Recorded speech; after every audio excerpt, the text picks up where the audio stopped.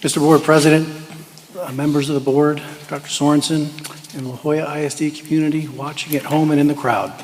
It's a pleasure to be with you this evening and to share an update on this milestone of our year one System of Great Schools work. I am incredibly pleasured.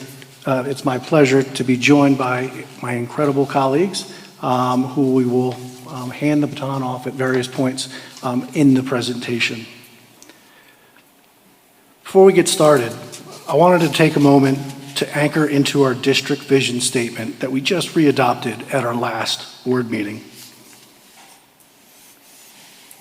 Educational excellence is what we say we guarantee for every La Jolla ISD student and family. Next, let's take a moment to anchor onto our new district mission statement, also adopted at our last board meeting.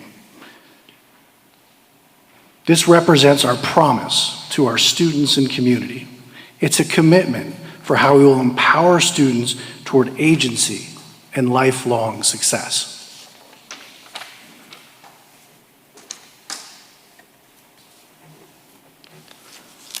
This year, La Jolla ISD joined the System of Great Schools network. We will participate in the program over the next 4 years. Our commitment is part of our strategic efforts to elevate excellence for all students across the districts. 25 school districts enrolling over 805,000 students across the state of Texas participate in the SGS network. The network of schools are united by a common commitment to ensure that every student has access to a high-quality, best-fit schools. SGS is about quality seats in quality schools for every student in our district.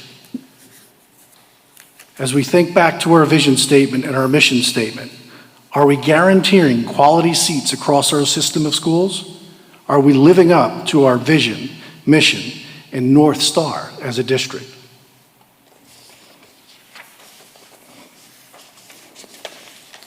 The quality seats analysis is a critical step in the annual school planning process.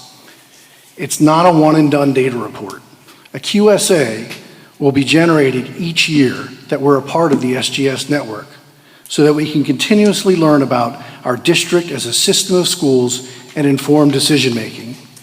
It brings together key data points that represent, as Dr. Sorensen said, the current state of the school district, and it will inform strategic moves ahead.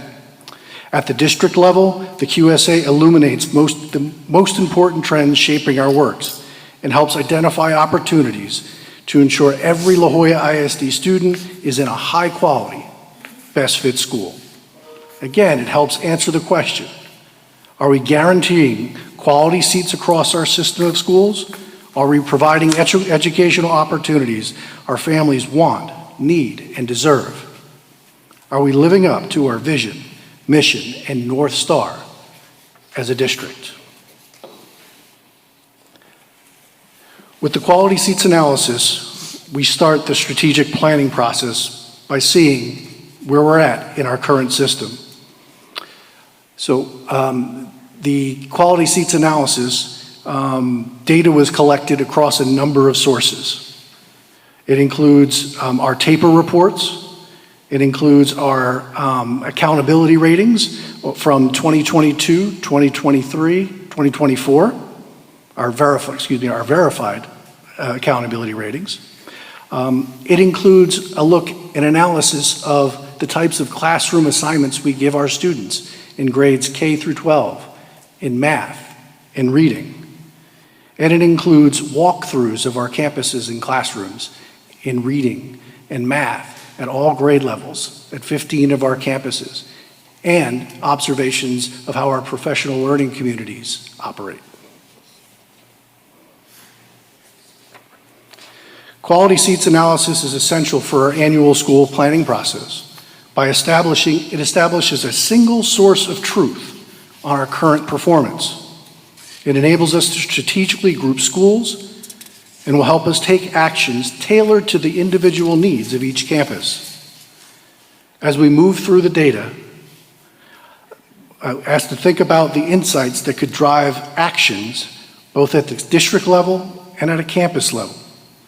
It's important not only to consider which campuses may require strategic intervention, but what are the bright spots in our data that might inform replication efforts in other parts of our district. As has been shared with the school board and community, La Jolla ISD is a solid B district according to current TEA verified accountability ratings. While there's much to celebrate there, I want to emphasize that the QSA provides a deeper lens than annual accountability data, and uncovers some truths that will question how that solid B should be viewed.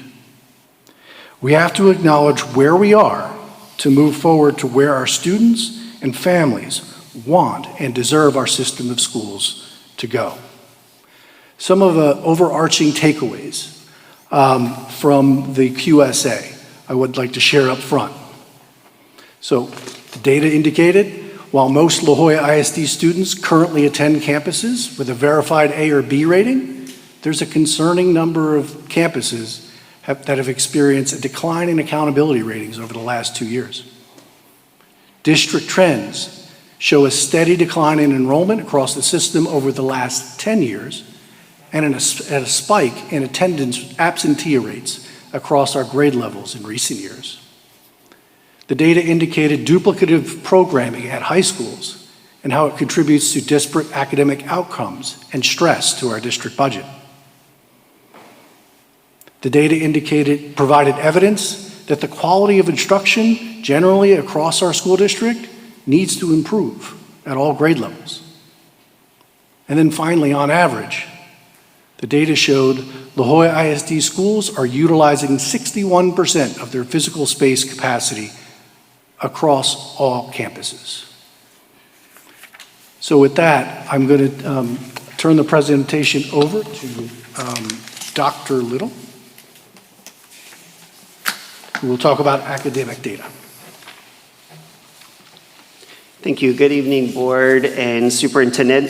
So you're going to see data in here before that in this presentation that is new, but we're going to start with some data that is more familiar, but we want to represent it in a different way to help draw insights out related to this quality schools analysis work.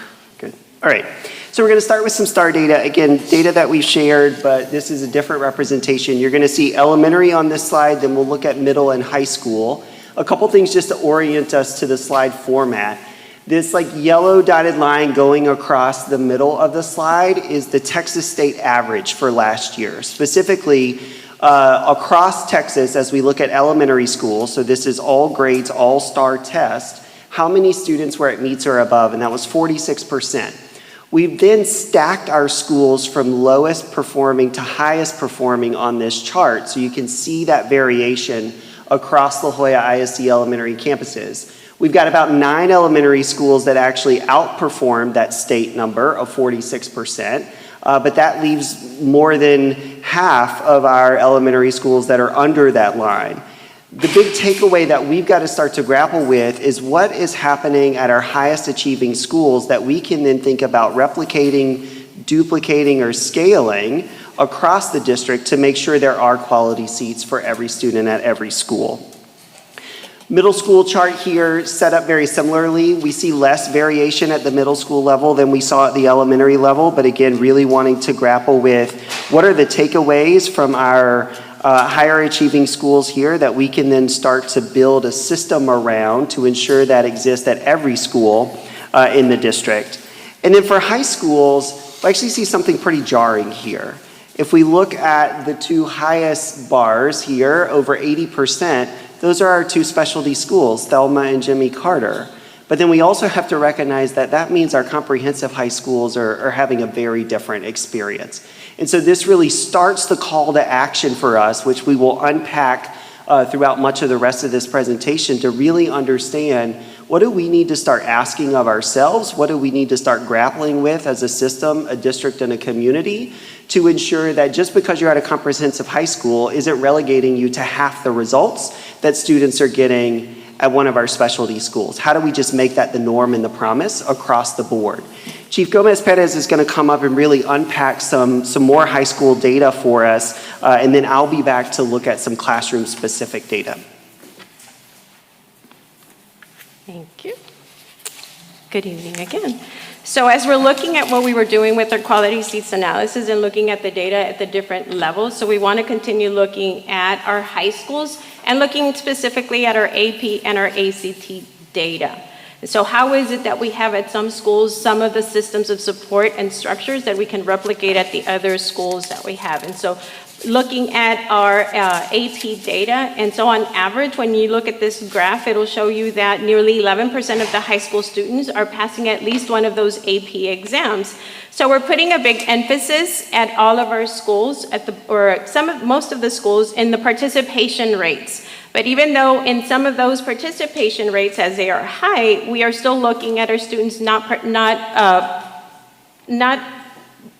earning the scores that they need to in order for them to be earning that college credit. So you want to look at these, that participation does not necessarily correlate to those high numbers as earning those college credits. So we have some of the schools that are, and so we need to look at the replication at the schools that are earning those high participation rates. ACT, when we look at those ACT scores also, and as defined for our quality seats analysis and passing, so we're looking at participation again being high participation rates, but we are not getting our students ready for that post-secondary education that we are promising our families and our communities to be happening in our classrooms. As we continue to improve instruction in our classrooms and working towards those high quality instructional materials at each one of those classrooms, so we are going to build those systems of support that all of our comprehensive high schools and our specialty schools need in order for them to be successful on the ACT exam. So when we are looking at ACT and AP exams, so that also correlates to our CCMR data and our graduation rates. So looking back at graduation rates, we are graduating our students, but are we graduating our students to be college, career, and military ready? So when we look at that in our ACT and our AP exams, we are not delivering on that. When we look at specifically our college ready numbers that we're earning for our CCMR. Our TSI exam is also a college entrance exam, right, that our students are taking and are not being successful. So students are experiencing higher success rates at our specialty schools, Jimmy Carter and Thelma Salinas Early College High School. And so what are the systems and supports that they have in place that we can be replicating at all of our other schools in order for all of our students, regardless of what space they're occupying and which one of our high schools, they're all being successful in earning those college credits, passing ACT, and being able to pass TSI so that when they leave us, they are not having to take those remedial classes at the university level. And so we want to ensure, because right now across the district, when we look at the class of 2024, we only had about 20% of our 12th graders that were meeting both the TSI math and ELA criteria in order for the students not to be taking those remedial classes at the university level. So STC, every school year, our dual enrollment program is big in our district. And so STC, they always do every year success metrics analysis of how our schools are doing with the dual enrollment. And so when you look at the different colors here, it's just like a traffic sign. So red is stop, green is they're moving forward, and yellow is, kind of go slow type of thing. And so you look at those numbers, and when you look at those numbers and you look at where do we have all the greens, which is where we want all of our different spaces that are offering dual enrollment, we want them to be in the greens. And so right now, when we look at last year's data, Jimmy Carter Early College High School is the one campus that has greens across all of those success metrics. And we want to be able to look at what is Jimmy Carter doing with their systems of support that we can offer to all of our students in all of our spaces so that they can be successful, because that's what we want. We want our students to be academically ready and be ready for that post-secondary. The biggest thing here that you want to look at also is, we all know about academic probation, right? When we're taking college courses and we're failing too many courses, and they place students on academic probation. So if you look at that particular success metric there, we only have, again, one campus where the percentage of students on academic probation is low. So what are we doing in all of our classrooms, in our math classrooms, ELA, social studies, in order for us to be able, for our school students to be successful in those classes so that they are not earning those failing rates in their dual enrollment classes? And so what are we doing? We want to establish those systems and supports at all of our spaces that we have dual enrollment. So in order for our students to be successful in their academic work, whether it's on STAR, ACT, AP exams, our dual enrollment class, we need our students in the classroom, right? If they're not sitting in our classrooms, then they're not going to be doing the learning that they need to in order for that success.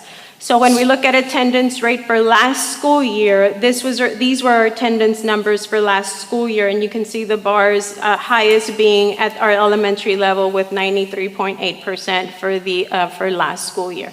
And so we have every week we are sending our schools their attendance percentages so that they're measuring those.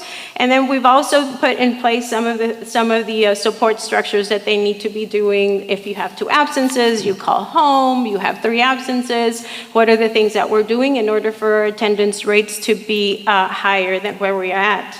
So, but along with attendance rate come our chronic absenteeism. And so when we're looking at chronic absenteeism is the percentage of our students that are not sitting in their classes at least 90% of the time. And so in any given time, so if we look at last school year, which is the 23-24 school year, right? We had, the students were afforded, if they wanted to be in class at least 90% of the time, they could only be absent 17 times. Anything about above 17 days, then the student is considered chronic absent, or that he is a chronic absentee student. So what are we doing in for these cases so that our students are sitting in the classroom? At the high school level, it changes a little bit more, because if they're not sitting in a particular course at least 90% of the time, then they're not going to earn that credit for that course, which in turn is not going to allow them to graduate from high school because they're not earning all of their credits. And so when you look at this, and you're going to see some maps later on how the classes, on how the schools are performing. So you want to look at, if you see a campus like Flores Elementary, where they have 29% of their students that have missed more than 90% or more than 10%, right? So they're chronically absent, compared to where we have Clinton Elementary, where they're doing a better job of keeping their kids in class. And so we want to look at what is Clinton Elementary, what is Escandon Elementary that have a low percentage of chronic absenteeism, so that we can then take those structures, those supports, those strategies that they're doing, and taking them to schools like Flores and Benavides Elementary, where they have that chronic absenteeism. Those percentages are higher. We look at our middle schools, and so it's the same explanation on our bar graph. So we have chronic absenteeism. 33% of our students at the Zavala Middle School are chronically absent, which means they were not in class at least 90% of the time. And so that has a reflection on our STAR data, right? And so how are we getting them to that meet? So we want to have them in the classroom sitting, learning, so that they can be successful academically.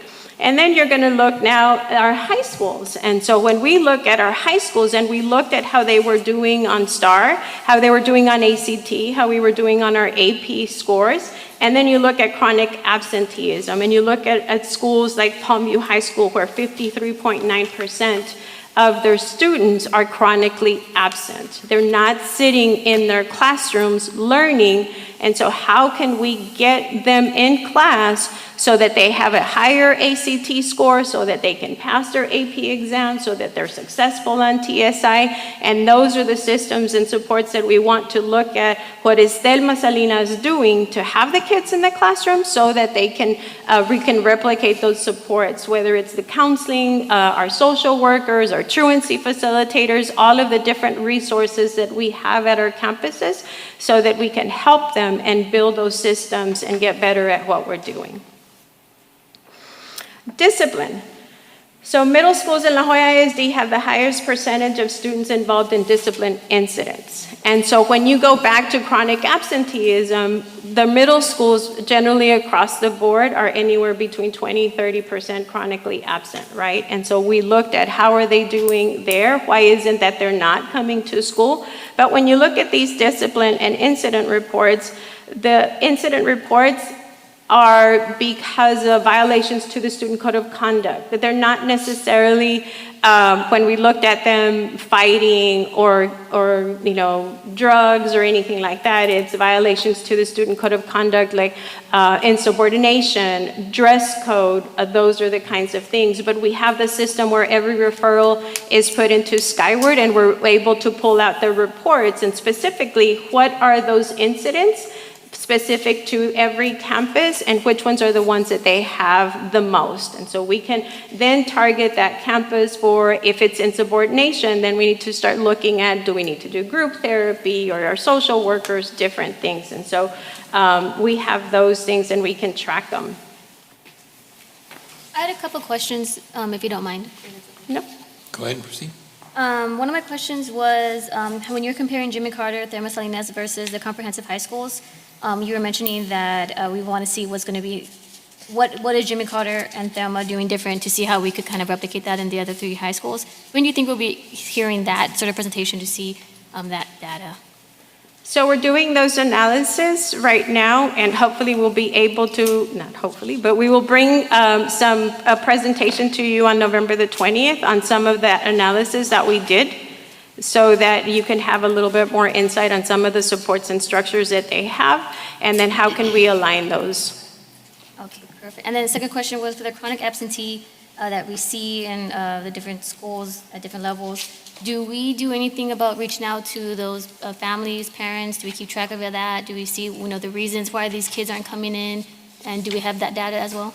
So we have a tiered system of support that we do, and so we call it our tracking form, and so it's in our handbook, and so it's like after 2 absences, the teacher calls, and so the teacher has a call log on where they're communicating with the parent, and tier 2 is, okay, now I'm having a conference with the parent and the student on what it is, and then we start building those supports with counseling, with our social workers, with our behavior specialists at the elementary, and so there are different levels of support that we're offering our campuses. And there are in some cases that, after we call the parent in tier 1, we jump straight to, okay, we need to refer to counseling services depending on the situation, why they are being absent. And so we have that in place, yes. Okay, thank you. And I would also add, Ms. Chavez, that one of the things that the team is actually starting to do is going out and meeting with the high school teams.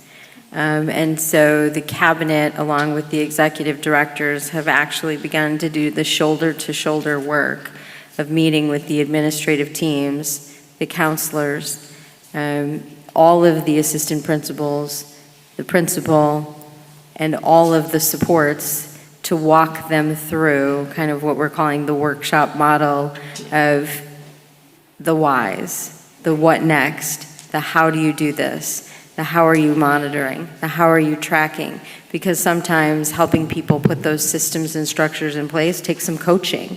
If this is not work that our campuses have done before, this feels new.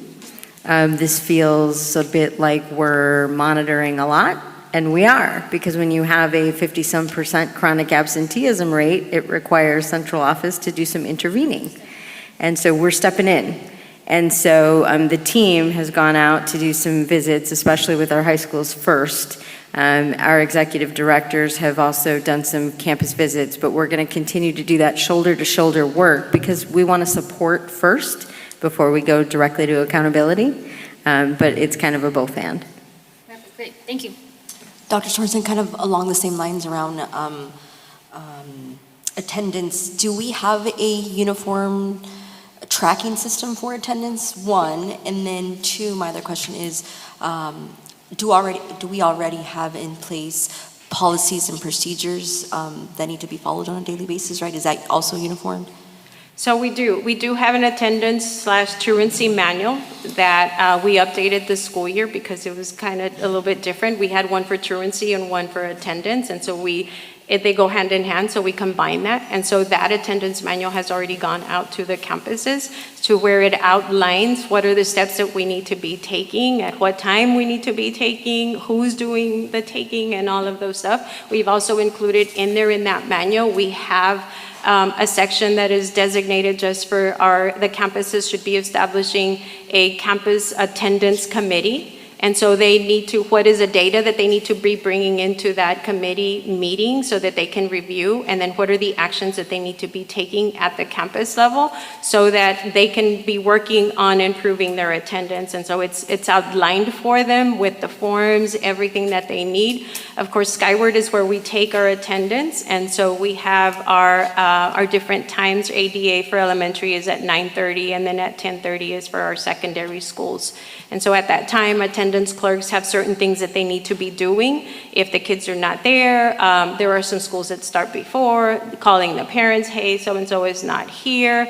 And so we've been meeting a lot with our attendance clerks because they are that front line on taking that data and that uniform system on Skyward and making sure that we're doing that correctly and that we're all on the same page when it comes to all of the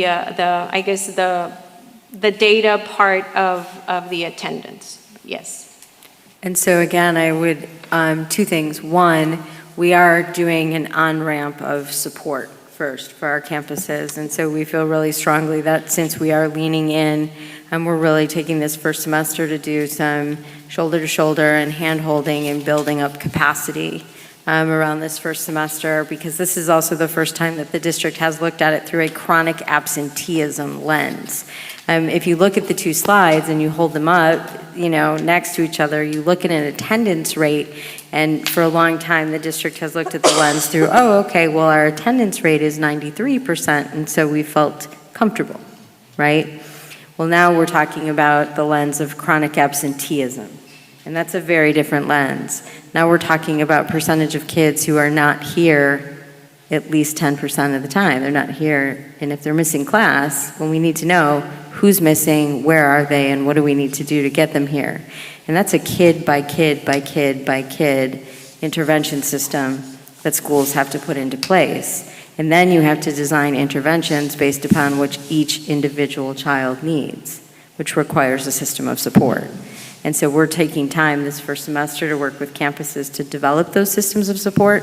Ms. Gomez-Perez, along with Dr. Little's team, are working shoulder to shoulder with our schools to do that. And the multiple people on campus is designed to do that as we then do that support along with accountability this first semester and throughout this year, as we then also start to hold campuses very accountable for the outcomes. They have the closest proximity to kids, and so they're the ones that have to do this work. Yeah, and along those lines, and so developing those systems of supports for our campus as they are needing things or they are wanting to data points or just different reports. And so our data department through Dr. Little's office and Ms. Melinda Flores' office. And so if we're looking at, okay, how do we see kids that have been absent 3 times, can we just click buttons instead of having to run Skyward reports? And so they've set up those reports through Tableau. And so it's made it really easy not just to look at who are the kids that have been absent 3 times, and we get a list really fast, but then we look at within that same report, are they economically disadvantaged? Are they at risk? Are they homeless? What is military connected?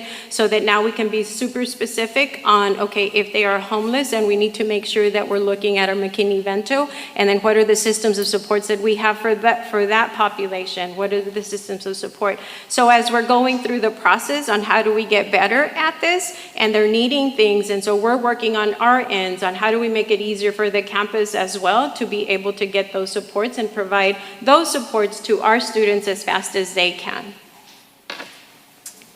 Got it. And then on the term of like discipline, along the same lines of my question, is there kind of like policies out there that outline what would in turn cause a student to be suspended or in-school suspension or the different disciplinary actions that are available?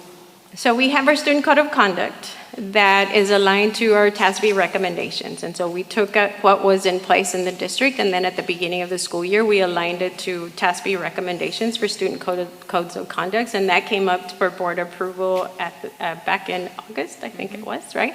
And so that was adopted. And so we have at every campus a campus behavior coordinator, which is an assistant principal that we meet with them through our department, through student services. And so we meet with them once a month, and we talk about what are the discipline codes, making sure that we're coding them correctly. What are the systems of support that we have? We have PBIS, which is a framework and talks about positive behavior intervention systems. And so it talks about safe schools, respect, and so those kinds of things, so that in the classroom we can be doing some of those lessons with our students. And so we have that CBC that helps us with discipline. What we are working on right now is our HOPE placements. And so the students that we're sending to the alternative campuses and making sure that as we are transitioning kids to that placement, we are offering those systems to the campus, but to the families and to our students on how are they going to be successful. But we've developed those. We have the CBCs that we meet with, and then we talk about, okay, this month you had so many referrals and they were all about this. Okay, what are we doing to ensure that we are talking to students about respect, because most of your referrals were on insubordination, right? And so those kinds of things, and reminding them that we have PBIS. We also do Character Strong, which is a really good system that talks to students about how they need to respect each other and they respect themselves and stuff like that. So, Thank you. Thank you. Any other questions? I had a question about the AP testing. Do we have a list of all the AP classes or courses that we have? Because, there's a rank of which ones are harder, which ones are easier, and then I don't know what's the opportunity of the students to how many we have available for them. so every campus, whenever they're doing their course requests through their master schedule, so students when they're selecting in the spring what courses they're going to take for the following school year, and so we list them in there, the courses that they have available. It varies from campus to campus depending on what those course requests are, or also if you have a course that is a dual enrollment course and we have an AP course, then we are not going to offer both. We're going to offer either the dual enrollment or the AP class. But we do have lists by campus of all the different AP courses that they can take. Yes. Thank you. Any other questions? For our presenters, you may proceed.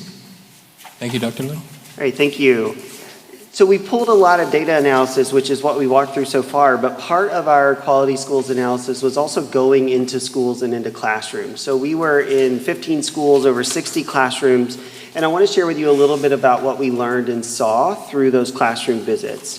The first, and this is a huge testament to our teachers and the work of our campus leaders this year, when we question whether teachers were using the right materials in the classroom, like we just adopted a new math curriculum, if we're in there watching you teach math, are you using those materials? Or if we're in the reading classroom, are you using the right materials? And what this slide really shouts is yes, they are. So nearly 97% of the time when we were in a math classroom, we saw people using Eureka or Carnegie or whatever the adoption was for that course at the high school level, and that is incredible, knowing that we're asking people to do new things this year.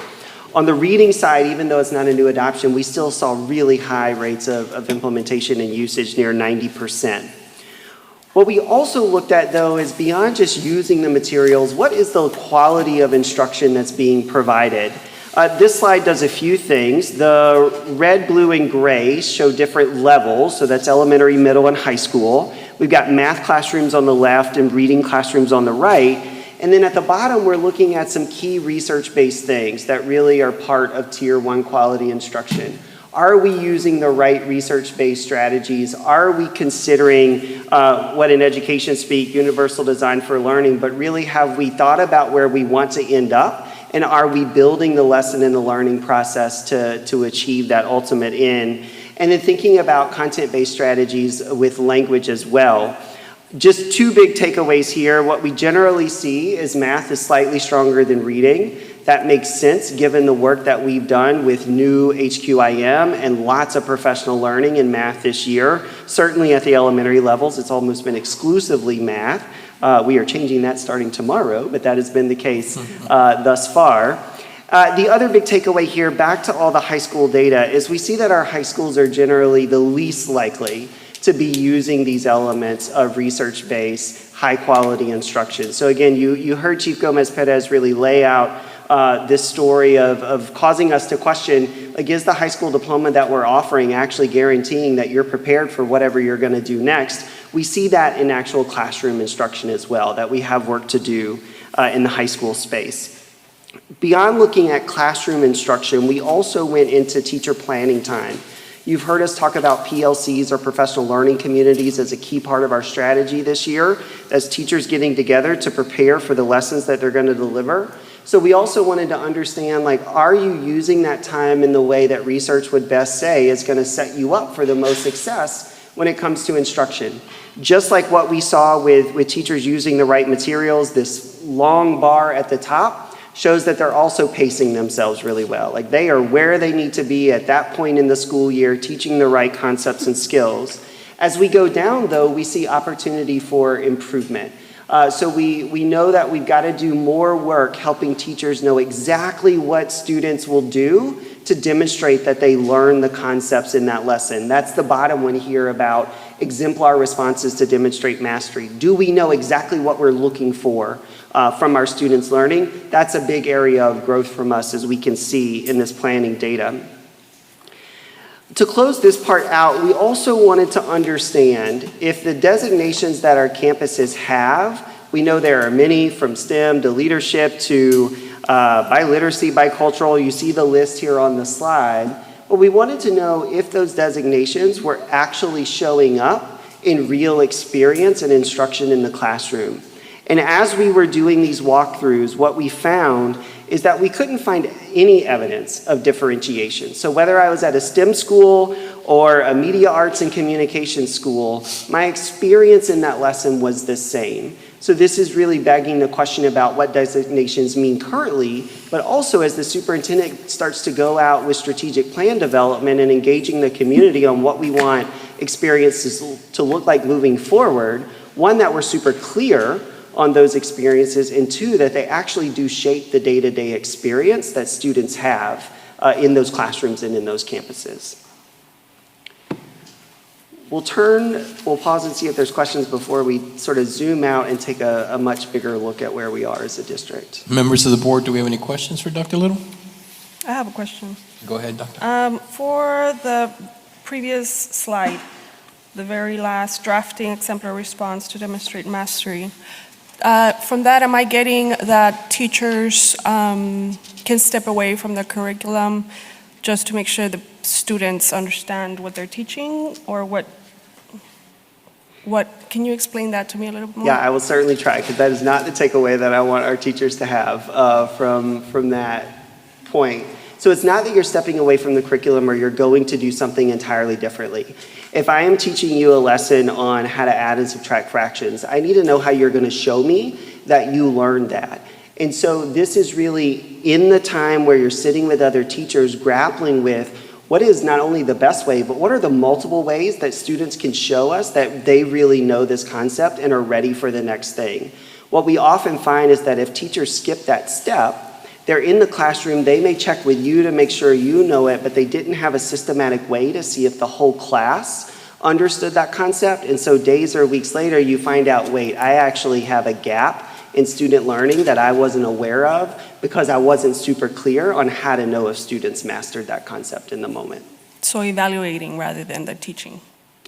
Yeah, I would actually argue that those go hand in hand in many ways. But yes, it is the understanding part of what was the result of this lesson, not just delivering the lesson. Thank you. Thank you, Dr. Little. Do we have any further questions for Dr. Little before we proceed? How often do we plan on performing walkthroughs? Can you repeat that? I didn't hear How you. often are we going to perform walkthroughs moving forward? Was it just this one walkthrough? That's a great question. One, my team is in schools all of the time providing support to teachers and to leaders, so that's on a daily basis. This part of the QSA where we sort of had a team go in specifically to look at this would likely happen on an annual or possibly twice annual basis as we're updating the quality schools analysis and as we're updating the annual school plan. Good question. I'm up there weekly. Okay. Any other further questions before we proceed? Next portion.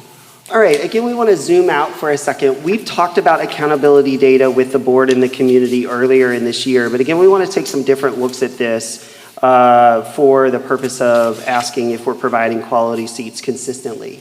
This first slide, probably not super surprising. On the left, we see the percentage of our students that are in certain rated schools. So 19% of students in La Jolla ISD are currently sitting in an A-rated school. 9% of students are currently sitting in a D or F rated school. If we think about what that looks like in terms of number of campuses, that's what we see on the right-hand slide. If we go a little bit deeper though, we start to see something interesting.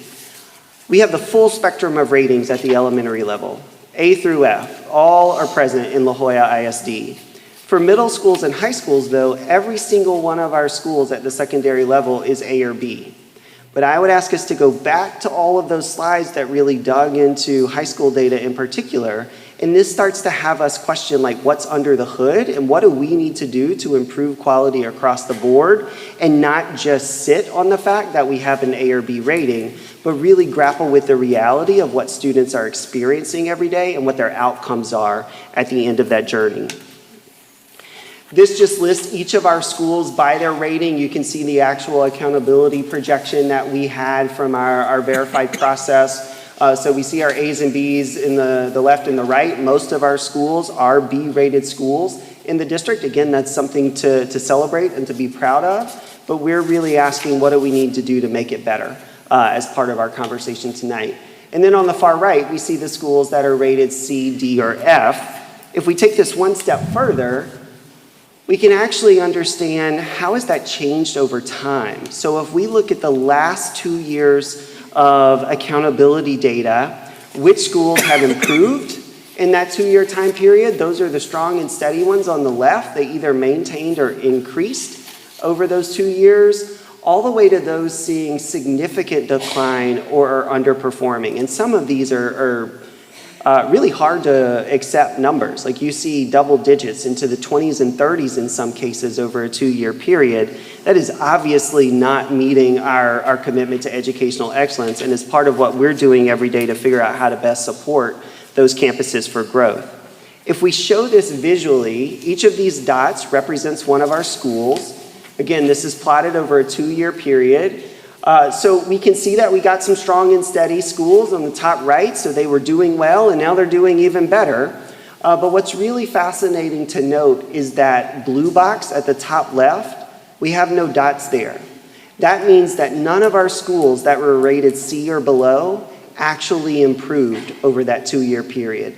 Every single one that was a C, D, or F went backwards over the last 2 years. Obviously, we want and need a very different picture moving forward. And again, that's part of what this is helping us to see, and then will inform our actions. The last thing we wanted to really do is grapple with, and I will say as someone who's only here 4 months, like one of the first things I heard coming into the district is there is a real north-south divide. Mile line schools and expressway schools are not the same and they get different results. So we wanted to test that with this data. And what the map can really show is that, yes, there is some grouping in the district. We see in the far north, we've got 2 Ds and an F-rated school. Also in the center, we've got some C-rated schools. But location is not a promise to outcomes in La Jolla ISD, nor should it be. We also have B-rated schools on 7 Mile Line Road, and just off of it, we've got A and B-rated schools in the center of the district as well. So as we think about achievement and as we think about these changes, what this prompts us to do as we start to take action and build that strategic plan is really know what we need to do so that every school is improving in La Jolla ISD and every student has access to quality seats. And happy to take questions before we transition to the next part. Any questions? Sorry. I had a question, Dr. Little. In the previous section, how we were looking at, as you said, the data of all the schools, the STAR testing, and seeing how about, 50% or more of our schools are not meeting the state STAR percentage, right? Then now we're seeing how we have a lot of A and B campuses. How is that correlating? Is that because of how the state determines those accountability scores based on just improvement and not necessarily actually meets and above, or where does that? That's exactly right. When Mr. Duque sort of walked through the accountability system a month or so ago, remember there were 3 parts, and the district has really been benefiting from that second part, which is growth data. Now, this last slide shows you that that's not true at every campus in the district, but many of our campuses were showing just enough improvement to be able to maintain those A or B ratings, or in some cases the C rating. But as we've tried to be consistent since August and we've been presenting this data, is that when we look at absolute achievement at meets or above, none of our campuses have reached the 60% threshold. And when we look at grade levels and contents, it was only 8th grade math that has yet to hit that mark. So from actual on-grade level readiness and achievement, we have significant work to do in the district. The accountability system has been favorable to the district thus far, but that in many ways is masking the reality of actual outcomes in La Jolla ISD. Perfect. And then your second part of that response kind of answered my second question, because I was going to say, well, how would the score look if we weren't using the improvement factor, we were using just the meets factor? So then we probably won't be having all those A's and B's. It wouldn't look like this, Right. to be quite frank. So many more of our secondary campuses would look like the elementary span, where we would have C, D, and potentially F-rated schools. I don't think we would actually have F-rated secondary schools, but there would be much more variation than we're currently seeing. Okay. Thank you. Do we have any further questions for Dr. Little before we proceed? No. Thank you for the clarification on the perception that people have that where you live affects your score. So thank you for the clarification on that. That's what I'd always heard, that if you lived in a certain area that your schools were going to perform poor. But I appreciate the explanation that you shared with us. And thank you, Dr. Little. Thank you. Good evening. We are going to transition to our findings on finance and human capital data. So I'm going to start with the average total spending per student in La Jolla ISD, which is $11,734. And this is total expenditures across the district against the number of students enrolled in the district. If you see the graphic, however, you see the difference between our elementary schools and our secondary schools can reach nearly $1,000 higher than in comparison for average spending per student. Finally, I want to emphasize the piece on special education. We have a total of 14.3 students identified on special education, which drives 8.76% of total expenditures in this area. However, I want to say that the average of students identified in special education in the state is only 10.5%. So this is showing us that we are over-identifying our students and the impact that this has on our budget. And now, Ms. Miller. We are going to switch gears to teacher evaluations. In La Jolla ISD, our leaders use the T-TEST, our Texas Teacher Evaluation and Support System. This tool is used to help improve teaching practices through giving teachers continuous feedback. The T-TEST rubric is based on 4 domains. These domains are planning and lesson internalization, instruction, learning environment, and professional practice and responsibility.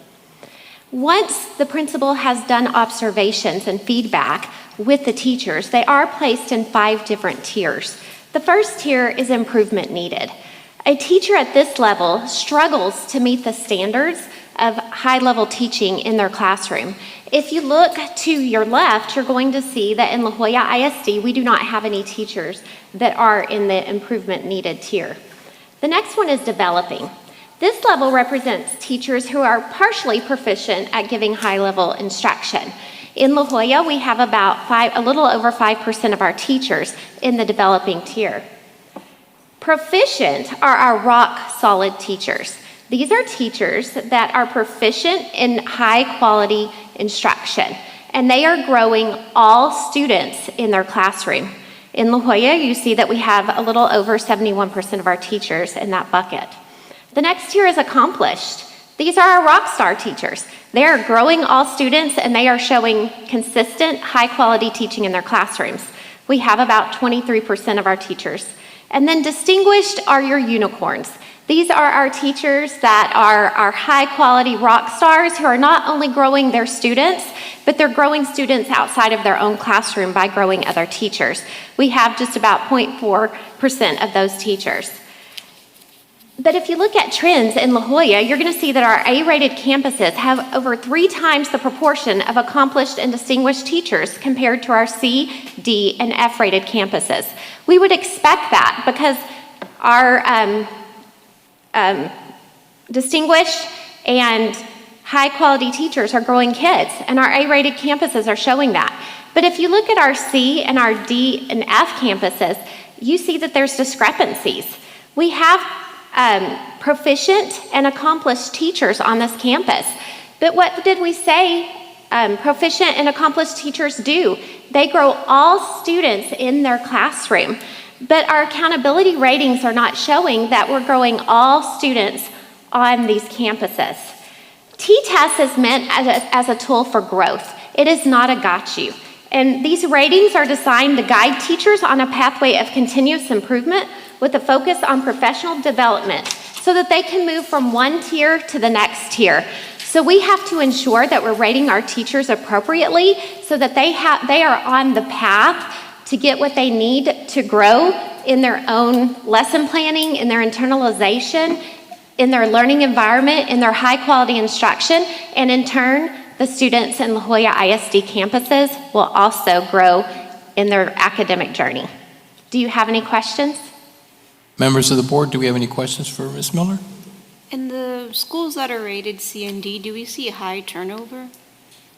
No, we do not see a high turnover. There may be a couple that are our F campuses where we do see a higher turnover than our A and B campuses. So no real correlation.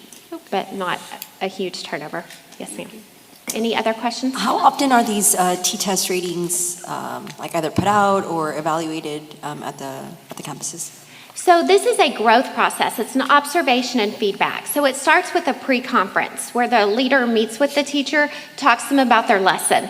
Then they go in and they do different observations and give feedback. Then they have their summative observation where they go in for at least 45 minutes, and then they have a post-conference after that observation to talk about what they see. But this is used to grow teachers. It's not just a one and done. It's over the semesters. It's over the year that the principals go in, and then they should give feedback to the teachers and then have that summative, which is where their rating comes from. And is it happening like once a month or once every semester? How often is It depends on the leader. So some leaders are in campuses more than others, but we do have a calendar and we expect them to go in at least once a month to observe teachers and give them feedback. I think the process is done throughout the year. Mm-hmm. But our teachers are evaluated on a yearly basis. I have a question, Yes, kind of ma'am. on that same topic. With these T-test ratings, if they're being done by the principals and we're seeing a discrepancy in these ratings of having these proficient, accomplished, and distinguished teachers, but we're not seeing the result of this distinguished, merits, are we thinking maybe where the principals may not be doing the accurate evaluation, because potentially, I could see how principals with their teachers, they know them, they're friends. Sometimes you get, feelings involved. How do we kind of maybe see where it's coming from? Do we need to get, just trying to see where maybe the discrepancy is coming from? So we have to remember that this is data from the 23-24 school year. This is where we are, but where we're moving is we do have calibration training with our principals this year.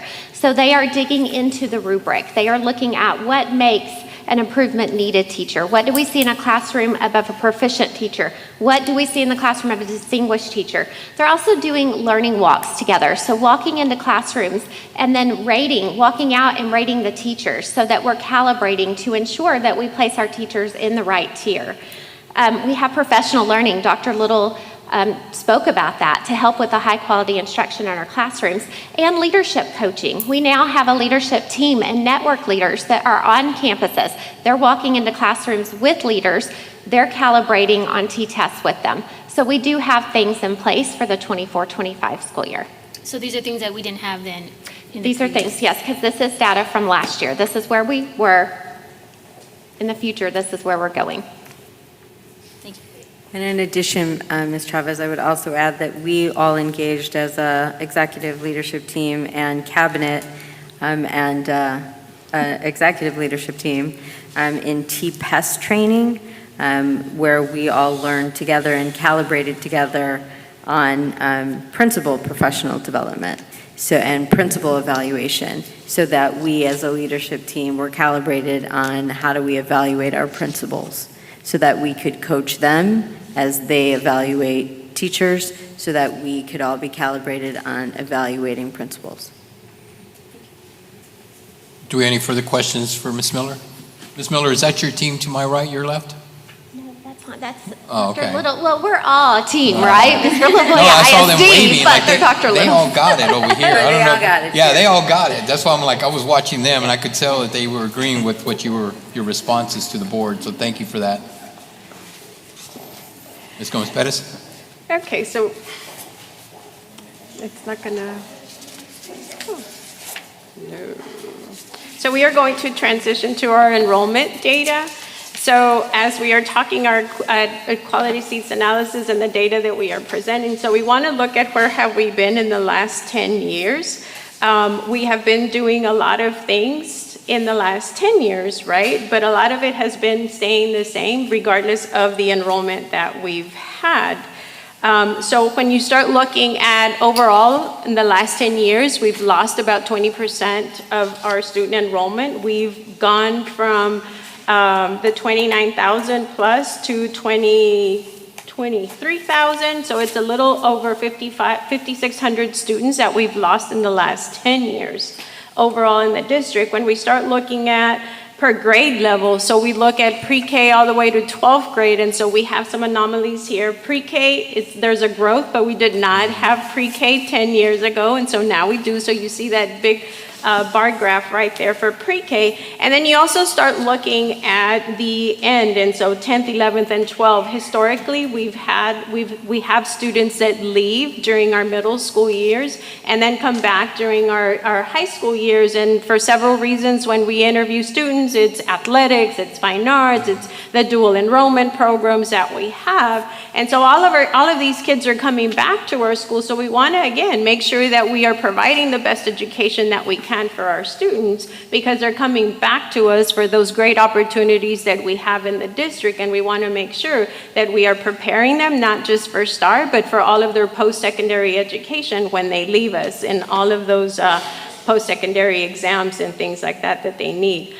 We also look at per campus. Again, we have that anomaly. We have Camarena Elementary that opened within the last 10 years. So we want to see they have that growth of 15%, but they opened right during this year. So we looked at our secondary schools.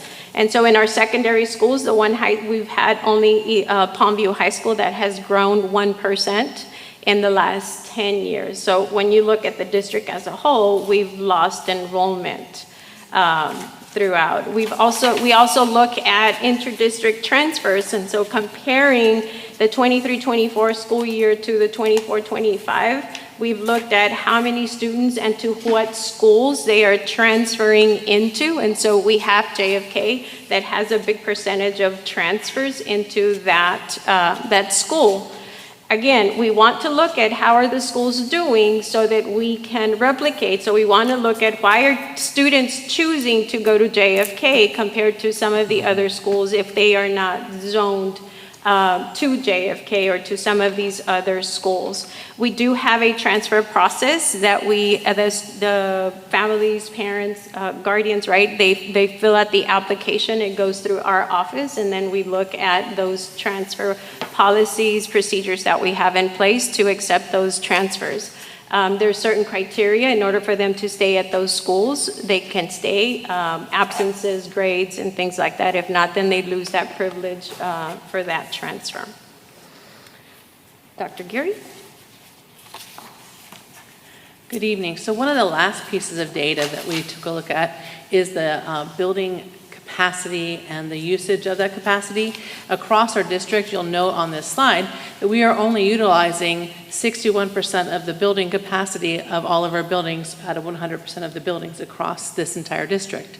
And that includes our A-rated campuses. Unfortunately, this speaks to some inefficiencies and expenditures that are unnecessary with building repairs, energy costs, staffing, supplies, all those types of things. So we have to really dig deep into this data to find out how can we better utilize our building spaces more efficiently so that we can allocate our funds to things like amazing programming. And when you look at our A-rated campuses on this slide, you'll see that many of those schools are also at that 61% average or below. So that means that we could actually extend the reach of our best teachers, our best leaders, and our best programs if we could expand the seat offerings or find ways to utilize these spaces differently. And then we also have this slide that shows that our lower performing campuses are at a 58% current capacity. So there's not that big of a difference between the amount of students that are attending our high performing and our low performing. So this data really tells us that we as a team have to dig deeper into finding out how we can better utilize these spaces for everyone's benefit. And I'm going to turn it over to Mr. Nigella. Any questions for Dr. Gary before? Yeah, any questions for Ms. Gomez-Perez or Dr. Gary? Quick questions, Mr. President. Go ahead, One question Dr. actually Marco. for Dr. Gary. Just what are some big picture solutions we're looking at or considering right now for the future to, considering the capacity issue? At this point, we're just in the beginning stages of assessing to seeing where are the patterns, where are the best programs, how can we better use the spaces.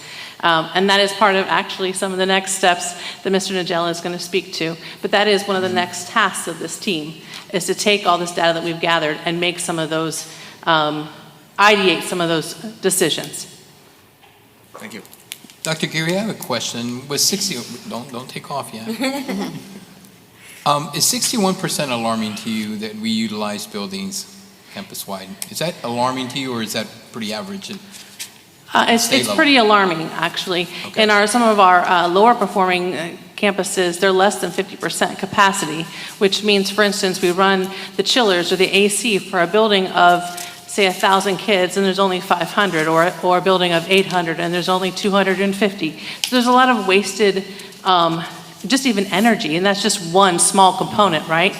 And so when you look at that, you know that we could be taking those dollars, which are in the hundreds of thousands, just in energy, and take it and put it to an amazing program that we could bring for our kids. So yes, it is very alarming because we need to focus in on what's best for our kids in that respect. I agree with you. So can I ask you if something in the past has ever been developed, or had you found any data that had something similar to this, or was this just something that we did for the first time? I could not find any evidence that we had assessed ourselves as a district in the past in this way. decisions did not appear to be made based on this type of data. Thank you, Dr. Geary. Any other questions? Thank you. Joseph?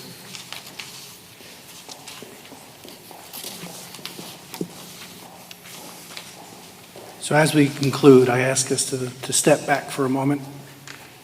So we're a district that's committed to data-informed, research-based practices.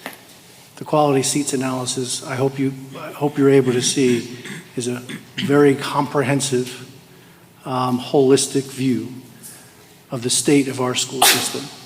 We had some very robust conversations, and those conversations don't stop tonight. As I indicated in the first slide, or in my first earlier, the QSA is something we're going to do annually. But tonight's milestone is only the start of our work. We will, as a cabinet, we're going to begin the annual school planning process by tiering campuses, and we're going to develop campus-by-campus action plans. We're going to identify aligned opportunities through state grant opportunities, such as the School Action Fund and the LASSO grant opportunities, as we think about school actions for individual campuses. On November 20th, we're going to bring forward to you a high school action plan. In it, it's going to identify and discuss and go into more detail about some of the duplication of programming that's happening at some of our campuses, our high school campuses. We're going to prioritize clarity and focus in planning to address these duplications, and we're going to keep student and community needs at the center of all of our decision-making. So our next steps also include starting community conversations. The executive cabinet is going to be going on a road show with our quality seats analysis. We're going to be sharing this with our community. We're going to be sharing this with our teachers, our principals tomorrow morning. We're going to be sharing it with anybody who will listen to us over the next month and a half. So again, I want to ground us back into what I view are the two central questions of the quality seats analysis. What does it tell us? What does the analysis tell us about what we need to do to ensure we're guaranteeing a quality seat at a quality school for every student in La Jolla ISD? How does it inform how we view ourselves in living up to our vision and our mission? So with that, I thank you very much. I will take any questions should there be any. Members of the board, do we have any questions for Joseph or anyone on his team? No questions, but I do want to say this is an eye-opener, and I appreciate the information that you all provided, especially with the seat quality analysis. I know this was something that we were expecting and waiting for. So now that we know this, I'm hoping the community can see where it's not only problems that we had in previous situations, and we all know why, but also the fact that we have the problems of our campuses and the ratings and everything that we need to kind of focus on to make sure our kids are in the best quality seat that they should be. Thank you. Well said, Mr. Gomez. Any other members of the board? I also kind of want to note that I think in terms of next step, it's super important that we start with those community conversations, right? Because I think it's important that the community is aware of what's going on and where we're at and what direction we want to hold. So thank you guys for kind of getting on that roadshow for that. Yes, ma'am. Thank you. Anyone else? Joseph, just let me share with you how exciting this is, especially when we started the conversation in the presentation this morning or this evening, when Dr. Sorensen said we'd be the only school doing this, and it's exciting. And so I love the idea that you'll be taking a road show. So I heard that Dr. Geary was going to be taking a bus full of admin. We were going to be going out there, but I mean, who else is doing that? That's amazing that we're going out there, and I think the community is going to be very grateful, and they're appreciative of the fact that we're going out there, we're listening to them as we promised we would, and full transparency has always been our motto. So we appreciate you doing that, and I'm glad to see that on the near future you'll be reporting back to us some of those conversations that you've had with our stakeholders. So thank you for that. Absolutely. Thank you, sir.